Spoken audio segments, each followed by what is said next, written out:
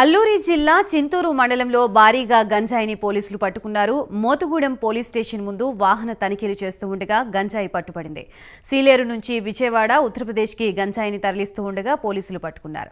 2 వేర్వేరు కేసుల్లో 3 లక్షల విలువ గల 60 కేజీల గంజాయి, ఒక కారు, ఒక బైక్ ని సీజ్ చేశారు. గంజాయిని తరలిస్తున్న 5 నిందితుల్ని పోలీసులు అరెస్ట్ చేశారు.